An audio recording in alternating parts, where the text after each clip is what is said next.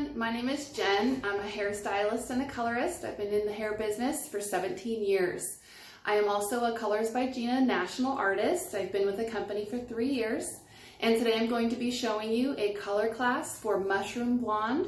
And it's going to be colors that you find in nature in the mushrooms. And I got an example for you so we can see what colors we're going to be working with.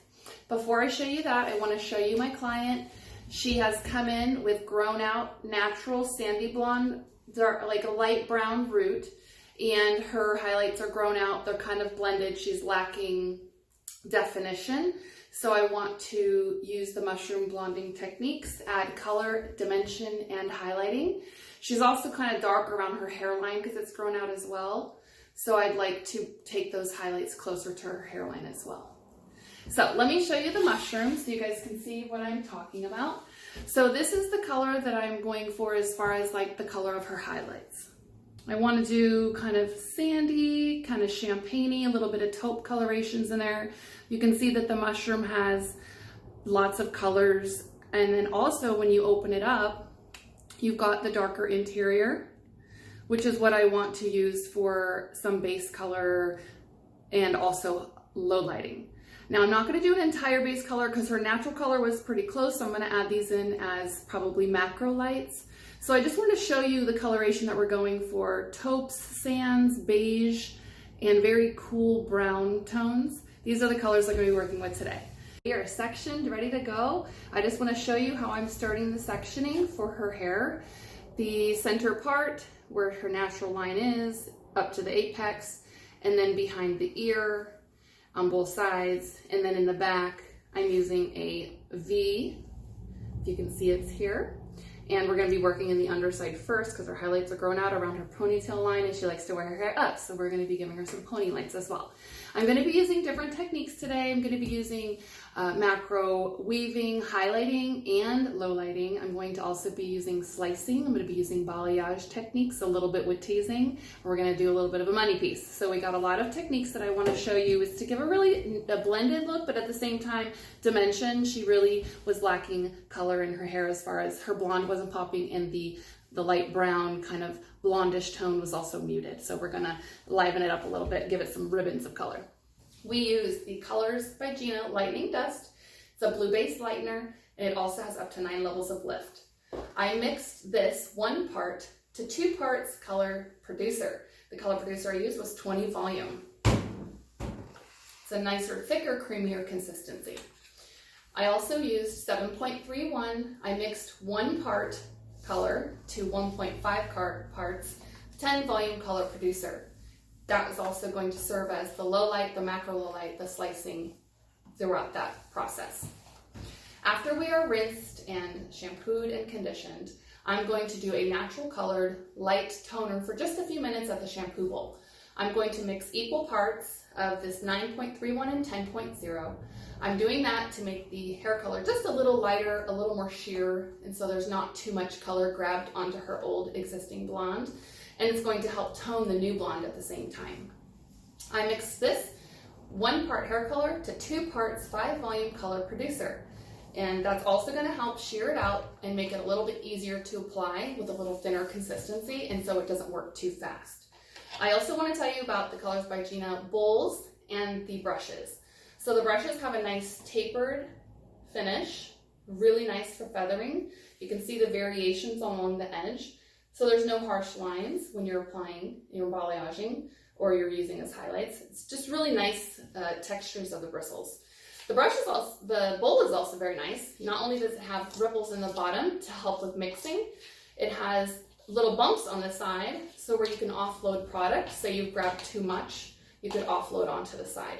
And also a way to hold the bowl and to carry the bowl without having to dip your fingers inside. So these are the Colors by Gina products that we also use today. Okay, let's get started. I'm going to be using some special highlighting combs that I'm used to using. This helps me create my macro weaves and or micros or baby lights or slices. So I like to use the weaving combs. Each stylist, obviously it's to your own preference. Helps me go a little faster with my services. So I'm going to first do a macro light at her nape. This is going to help brighten up her hairline when she wears a ponytail.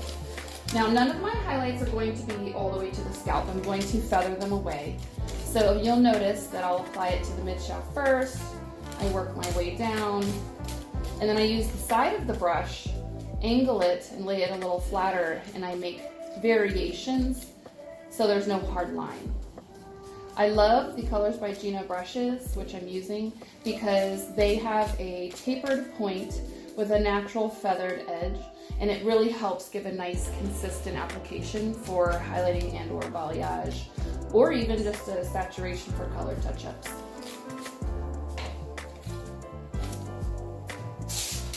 I'm not going to fold these short ones, I'm just going to do a stack right over it and fold them in, but I'm not going to fold it in half. Let's do the other side here, same thing, a skinny kind of hairline detail here. We're going to do 2 of these back to back, then we're going to connect in the middle. You can either do baby lights or macro lights, whatever the client prefers and the thickness that you desire. And then I'm going to do the next section is going to be a triangle. I'm going to connect in the middle, and that's going to help marry these two so that they're not like leaving a space in the middle with too much shadow. You want to connect in the middle.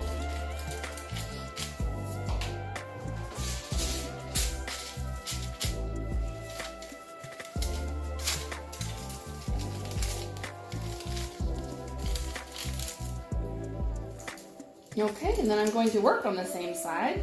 I've learned this over the years. Don't flip back to the other side, stay here and do your next baby light or macro light. Instead of turning to the other side, you're just creating more work and wasting more time. So we're trying to be efficient with the time today.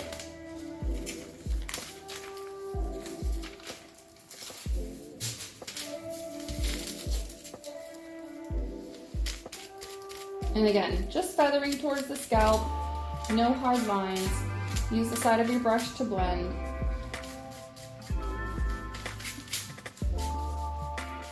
Don't get too close. If you do, either take your towel or take your finger. The bleach will dry out if you remove the area that was accidentally, if it's saturated only a little bit. But if you put too much, you probably have to redo your foil. But you saw I got a little bit there. Just my finger was enough to remove it. These are things that happen in everyday life in the chairs, so these are good examples of what does each stylist do differently to handle those situations.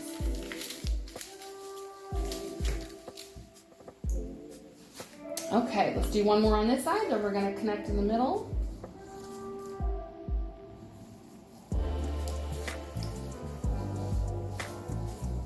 And then I'm going to add, after the connection in the middle, this is going to be a horizontal parting. We're going to do a baby light, probably in this area here, or a macro light.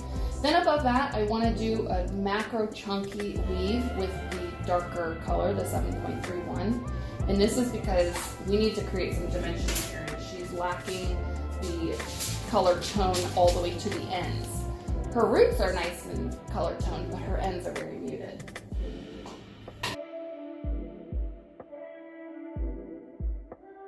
A horizontal parting above those 2 ponytail lights. This is going to connect so that there's no gap in the middle with a dark triangle. I'm going to clean up this section. Alright, I'm just going to take a normal like highlight thickness, which would be about 1/8 of an inch. You can see through that.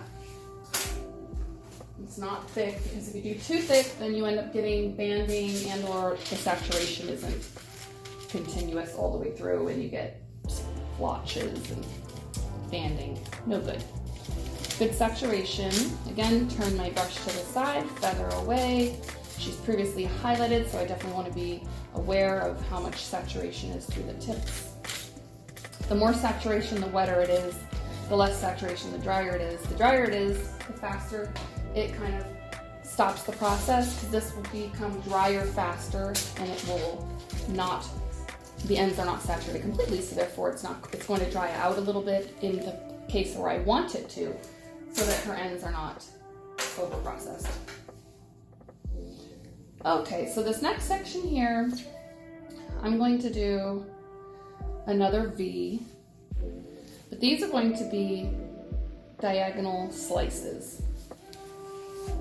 I decided, because she's lacking. I was gonna do a macro V, but then I thought she's really lacking some color tone. And you also see she's got a band going on here. So let's break up that band with some diagonal slices. And then with this, I am using larger sections in between. I want some of the blonde to stay in there. I don't want to cover all of that up, so I'm just going to take a diagonal slice on both sides. And we're going to leave the rest of that blonde, and then we're going to do the low light, which is the 7.31. We're going to do that in a diagonal slice. It's going to give a more of a ribbon effect. If I did a macro weave here, I'm concerned that it will just become muddled again and not defined. So we want to create definition here.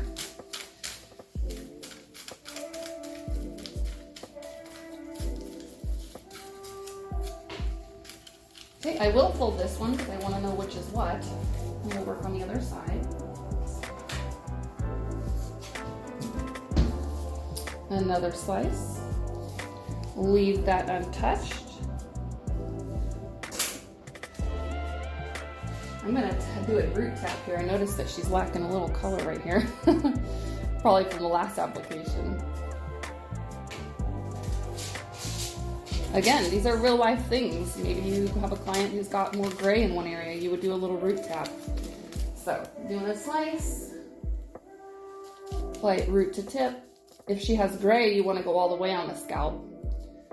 Kind of feathered up there, but if she's not gray, so I'm just going to do minimal saturation at the root because she doesn't want a lot of maintenance. So we want to create something that she can live in and come in anywhere from like 3 to 6 months depending on her beauty budget. Okay, just one fold there on the sides to lock it in. Okay, so now we're left with another V, as you can see right here. I'm actually going to create a couple triangles with this. So I'm going to part it down the middle. I want to create a little bit more lightness through this area here. So I'm actually going to keep it one triangle. You can divide it into two if you're not comfortable with working with a larger width of a section, but I have my foils are wide enough, so I'm able to do this. But I'm going to take her hair, and actually I'm just going to do it more like of a balayage application on this section. So we're going to keep tension in my hand, bring it down to a point, pinch it there. I'm going to use the Colors by Gina Lightning Dust. I'm going to start applying it so that it feathers onto the hair and down into this other blonde. We want to create some pop of color. So I'm going to use the side of the brush. We're going to create some high points and some low points and some high points and some low points as a balayage technique. You want to make sure you're not pressing too hard because you don't want to disturb the underneath area that's going to actually be used as dimension. So we don't want to push it through because the area underneath is going to help this blonde pop.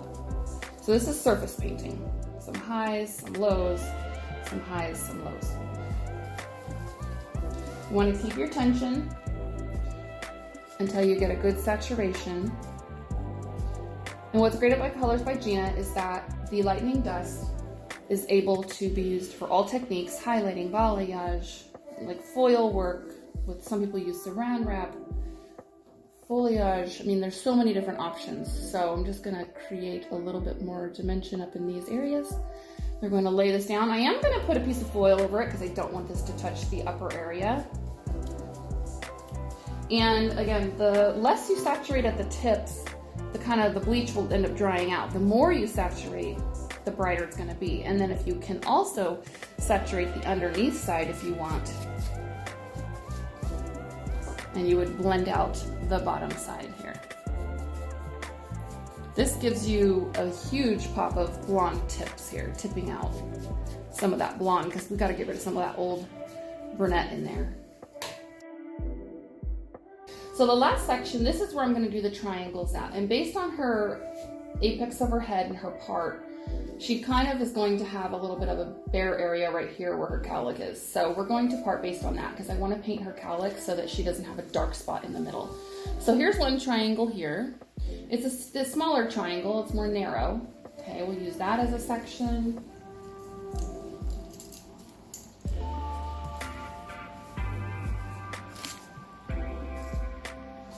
And right underneath of it, I'm going to do, I'm going to do one more slice right underneath of that. So I'm going to leave out a little, just so I have a little bit of balance with the hair color,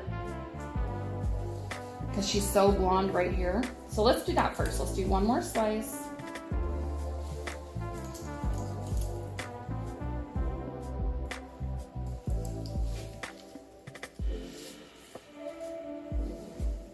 And this is the 7.31. And this one, let's not slice it, let's macro weave it. And the reason being, since it's laying flat, I don't want it to veil over her entire area and make it all dark.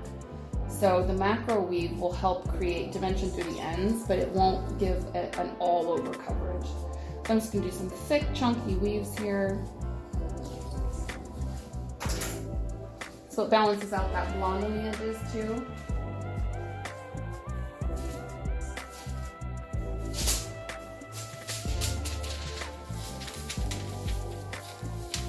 So I turned my foil sideways. I'm going to apply the 7.31, saturate it all the way through the tips,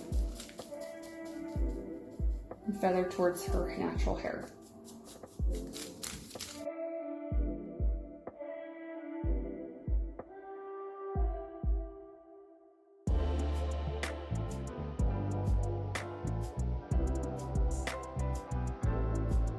With mannequin heads, some have more hair, some have less. She doesn't have a lot of hair, so that's also why I'm changing my mapping of what I'm doing. Sometimes you have to work with each client having different hair and deciding placement, so I'm kind of deciding as I'm going what I want to place where, because her hair is thin. So you got to take that into consideration with all clients. Okay, so now 3 triangles. One based off her part, one in the middle, one on the edge. So you'll have 3 triangles, and I'm going to do more balayage technique, but this is going to be in the exterior. Let me turn her head. I'm going to focus a high point on the exterior here and a little bit of a low point here. So it's actually going to be like this, a little bit higher on the edge, a little bit on the interior. I'm going to do some baby light kind of with the balayage right here on the top. Let me show you. So I want to go higher on the edge. I'm going to do like a W, if you imagine. And then another one in the middle, a little high point. A little high point on the edge. And a little high point. And I'm actually going to do a high point in the middle here. But be careful when you're doing your placement of the cowlick. You want to make sure that, again, you don't leave her with a dark spot in the middle. Then I'm going to marry those all together and kind of gently brush to blend.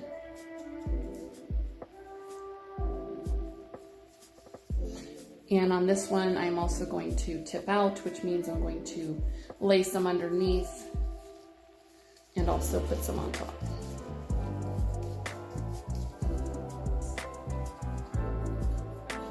Blend the back, you don't want to forget.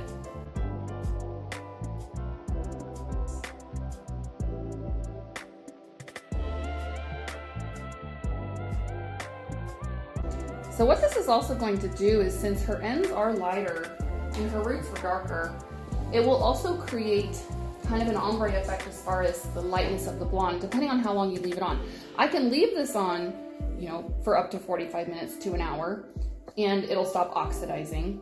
Or I can leave it on for 30 minutes if she wants a little bit of a darker root. She doesn't want the blonde so close to the scalp. She wants a softer finish. Then I would not leave it on as long.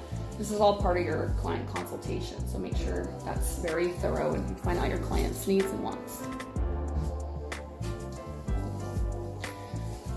Okay, another triangle.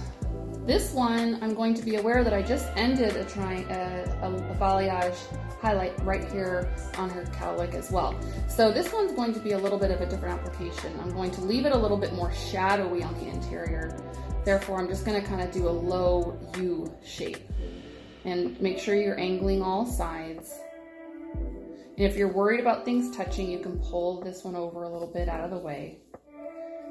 Some people, this is where they use saran wrap, I've seen. But I usually don't have to use saran wrap. I usually just can use the air processing.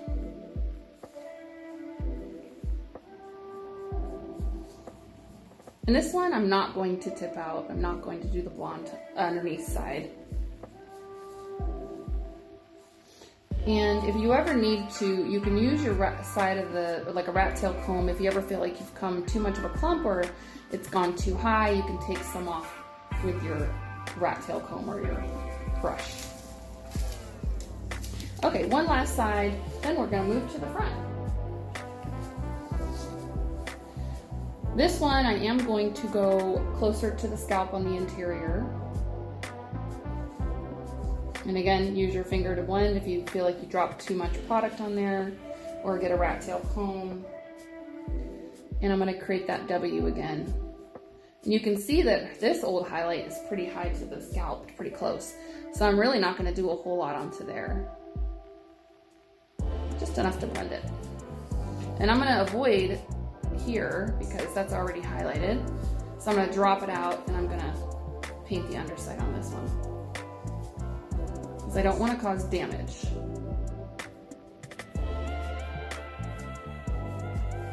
Okay, so this is what that looks like on the crown. Let's talk about the side. She needs some highlights around the hairline. She is looking really dark. So I'm going to do the same, like the ponytail lights at the nape of her neck, but I'm going to do it in the front of her ear. I'm going to do it as a diagonal back. So you can see here I've created a diagonal piece. I'm going to do a macro light around the hairline, the entire hairline, including her front framing, and we're going to create some highlights here. Depending on the client, you might need to take 2 smaller pieces if she's got a lot of hair around the hairline. So I'm going to do 2 back to back on both sides.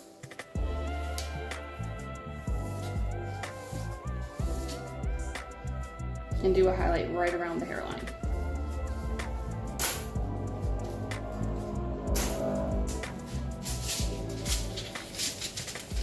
And again, none of these are on the scalp. These are off the scalp, kind of feathered highlights. A grown in look, no striking lines. And feathering as you come down to help prevent that line. You can see here she's already pretty blonde in the front there, so I'm going to kick that out of the way and I'm going to highlight the remainder down here. And when you do this, you want to stick a foil directly on top. You don't want to fold that because that will cause bleeding and lines.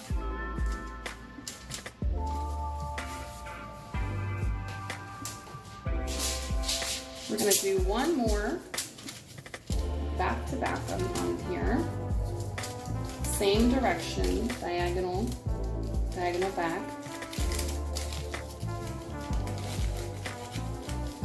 And I do kind of bend these out of the way for the client so it's not like touching their lashes. So I kind of will do this to it. Almost a little taco, but just not pressed shut. Okay. And I'm going to start pivoting up the hair as far as the application goes. I'm going to start working in a manner of diagonal, a little less diagonal, less, until it's perpendicular to her hairline in the front. Then I'm going to work on the front hairline, and I'll show you how I do that.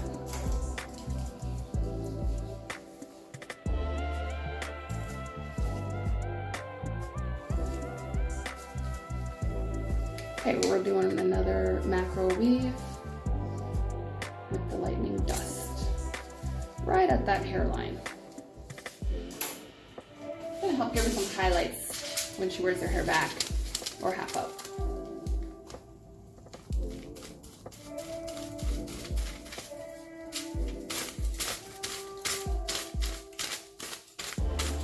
And this one I'm going to pull all the way through because she is dark on those tips.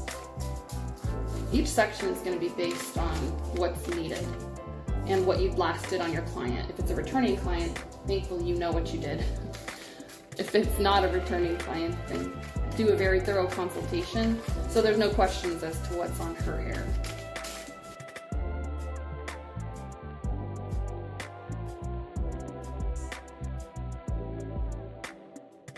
Okay, next section. I'm going to work on her. We'll do one more. We're going to do a low light right here. It's going to help give us some dimension. And then we're going to work on her money piece area. So I'm going to do here a very thick macro weave as well. Only like 3 hits, 3 up and downs, because I want there to be 3 pieces. It's going to give us some dimension. She's really lacking any kind of definition in her hair as far as the ribbons. I want there to be some ribbons. So I'm going to paint that on. This is the 7.31. This one I will fold, and I'll tell you why I do that too. The folded ones I tend to do with color only, and that helps me also know which foil packets are what. So I like to fold color and leave the lightning dust unfolded.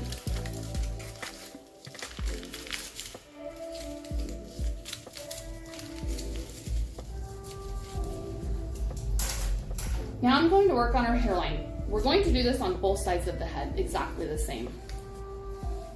So we're going to stick with her natural hairline. I'm going to pull a piece down. We're going to do a macro weave. And this is going to help brighten her hairline up when she wears it either up or pony, but I'm always going to do a weave in the front. I never slice in the front. Slicing in the front is too harsh of a grow out line. So do a macro weave.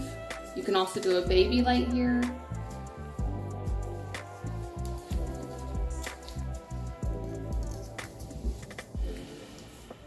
And you see it's perpendicular. It's in the horizontal line that the last foil landed on.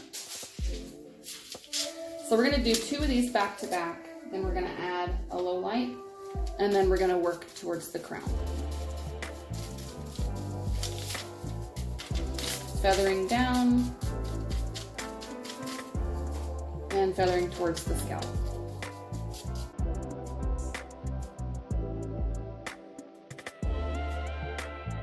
Okay, I'm not going to leave any space between this one and the last one because we want to see a little bit more brightness around the hairline. So there's no space between that. I'm just going to highlight directly into it.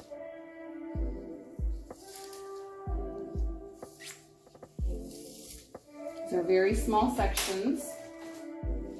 Again, for even lift, saturation, and because we want more focal point around the face.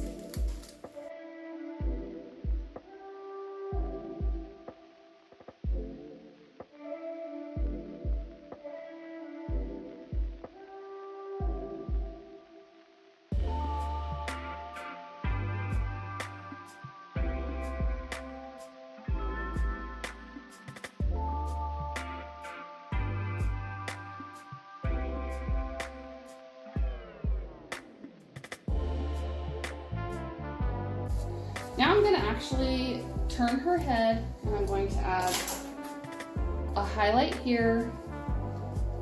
We'll do a balayage highlight here, kind of a diagonal. We're kind of still pivoting as we're going up the head.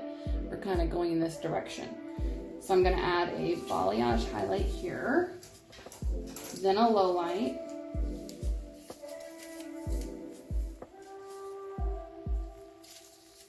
And I'm not going to do any slice. I'm just gonna do a highlight right here. You can see how much dark she has here. So let's highlight this. Oops. Little piece fell. Okay, we're just gonna do a pretty good saturation here as far as I'm not gonna do a V or W. I'm just gonna do a standard balayage highlight here.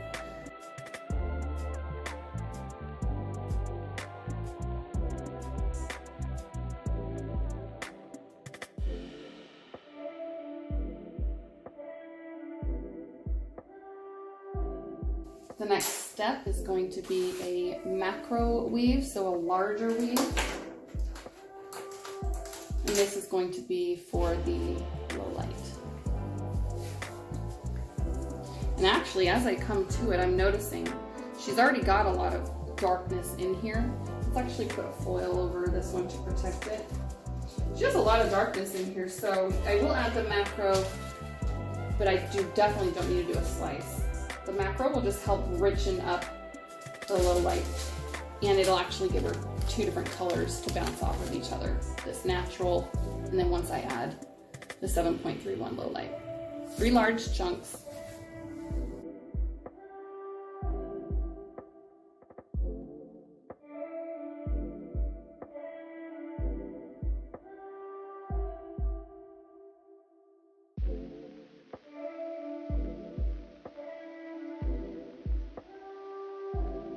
And at this point, before I go finish the crown, I'm going to work on the other side because I want to make sure that the color is balanced and processing the same. Okay, so I've repositioned so you can see what I'm going to focus on for the top for her part line. I really want there to be some definition with the blonde, but also keeping a little bit of definition with the beige blonde. So I'm going to take 2 triangles here. I made a triangle and a little triangle towards the front as well. So this, I'm going to add just a 2 little chunk low light, a macro. So I want there to be some definition for the blonde to bounce off of.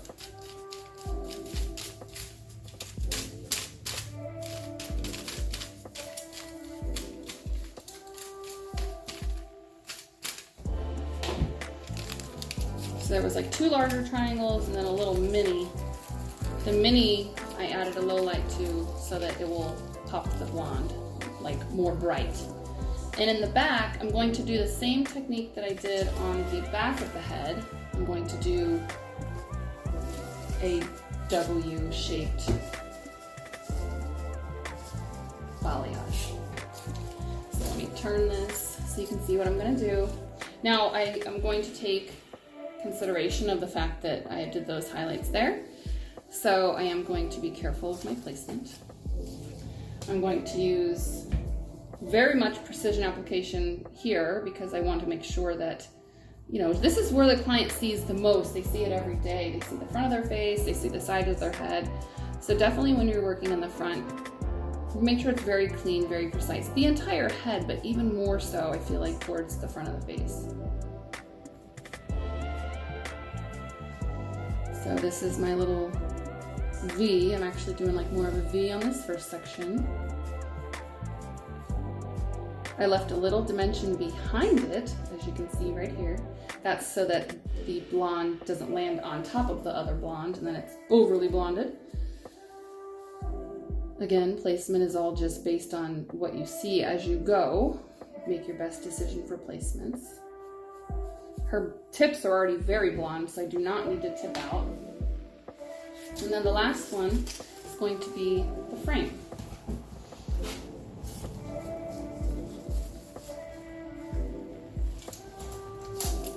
In this one, I'm going to direct a little bit away from the face. And the reason being is I want to get as close as I can into this area. I'm going to leave actually a little tiny sliver down. It's going to act as a little bit of dimension in this area because if you remember I did 2 blonde highlights. Then I just want a little bit of a shadowy root right there. I don't want to highlight completely through. And I'm going to then highlight a little bit towards the front of the face here in the front. Balayage technique. If you get too much offloaded on your brush, go wipe it off and come back and clean it up.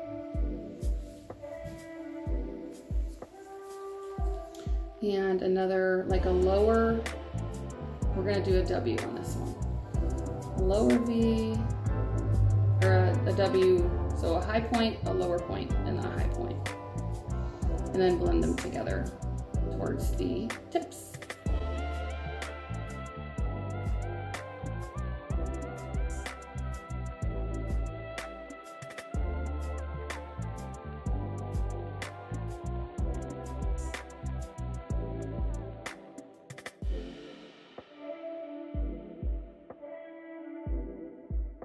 Yeah, once you lay it down, you can see the pockets of dimension are going to act as lowlights. This here are dimensional pockets. They're going to act as lowlights.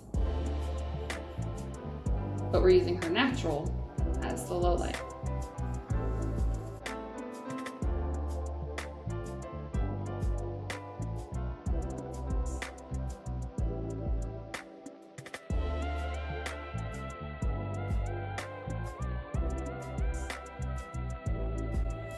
So you can see where dimensional pockets will be, and that's her natural color acting as a low light.